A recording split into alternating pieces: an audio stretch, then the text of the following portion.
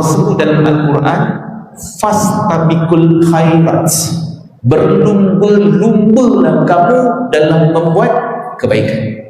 Bab buat baik kena lumba. Yang peliknya kita bab dunia kita nak lumba, tapi bab akhirat Allah perintahkan kita kena berlumba-lumba. Sebab itulah ada pendapat ulama mengatakan bahawa makruh hukumnya kalau kita ni bagi orang. Patutnya siapa dulu? Kita dulu kena ke depan. Sebab itu cara bagaimana kita nak dapat pahala yang banyak. Tuan-tuan, sebab kita tak nampak je pahala tu. Sebab tu kenapa kita tak rasa kepentingan duduk kat saf pertama. Contoh Isyak ni di saf pertama akan diletakkan cash 2,500 untuk saf yang pertama. 2,500. Saya nak tanya tuan-tuan, datang tak saf pertama? Mesti datangnya. Ni tengah kuliah ni dah duduk siap-siap dah.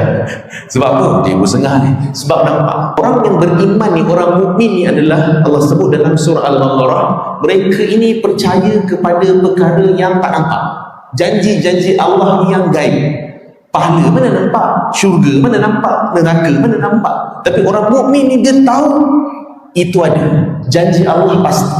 Jadi tuan-tuan, saf pertama ni bukan 2,500 yang Allah bagi. Bahkan lebih lagi daripada 2,500. 2,500 ni pakai habis, bukan? Dia kan habis juga.